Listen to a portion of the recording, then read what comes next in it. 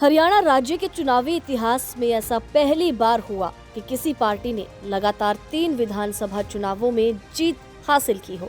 भाजपा सरकार प्रदेश में बनने जा रही है। विधानसभा चुनाव में कांग्रेस पार्टी अपनी जीत के दावे कर रही थी। राज्य की 90 सीटों के लिए वोटिंग हुई थी। इन चुनावों में कांग्रेस के मुकाबले भाजपा को कमजोर बताया जा रहा था, लेकिन हरियाणा में बीते 10 साल में बीजेपी की सरकार को लेकर सत्ता विरोधी लहर की जो बात चल रही थी, कांग्रेस ओवर कॉन्फिडेंस में थी। वो सारे दावे हवा हवाई हुए। कांग्रेस जीत का दावा कर रही थी, लेकिन आपको बता दें कि कांग्रेस की बड़ी हार हरियाणा में हो चुकी है। एग्जिट पोल के जो आंकड़े थे वो भी कांग्रेस की जीत के दावे कर रहे थे।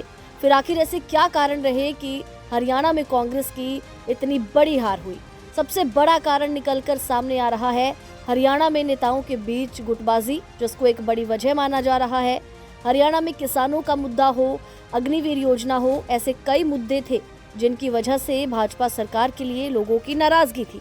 लेकिन विधानसभा चुनावों के नतीजों ने सियासी जानकारों से लेकर एग्जिट पोल तक को गलत साबित कर दिया।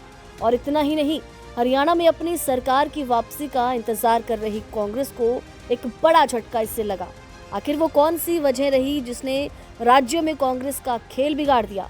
तो इन नतीजों के पीछे जानकार कहते हैं कि सबसे बड़ी वजह भाजपा का माइक्रो मैनेजमेंट रहा। अब आप इसे ऐसे समझिए कि हरियाणा में भाजपा ने गैर जाट वोटों को बड़ी चतुराई से साधा, और इसका असर ये हुआ कि हुड्डा के गढ़ सोनीपत की 5 में से 4 सीटों पर कांग्रेस की हार हुई। इसके अलावा आपको बता दें कि गुटबाजी भी हरियाणा में कांग्रेस की हार का एक बड़ा कारण है।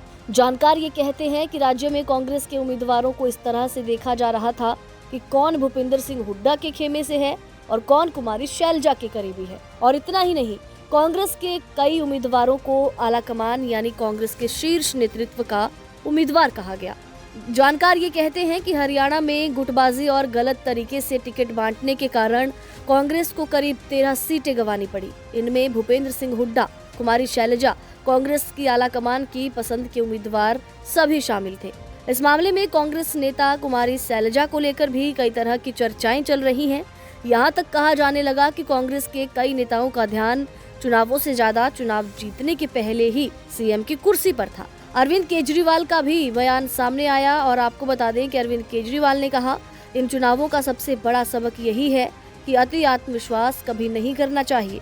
जाहिर है कि उनका निशाना कांग्रेस पर था। हरियाणा में कांग्रेस और आम आदमी पार्टी के बीच गठबंधन की बात चल रही थी, लेकिन दोनों के बीच सीटों की साझेदारी पर सहमति नहीं बनी। एक और बड़ा कारण हरियाणा प्रदेश में कांग्रेस की हार का सामने आया, सीटों का बंटवारा जो था। भाजपा ने इस बार हरियाणा विधानसभा चुनावों में 25 सीटों पर अपने उम्मीदवार बदले, 16 उम्मीदवारों ने जीत हासिल की और भाजपा अपनी पुरानी 27 सीटें बचाने में कामयाब रही, जबकि उसके करीब 22 नई सीटों पर भाजपा ने जीत हासिल की।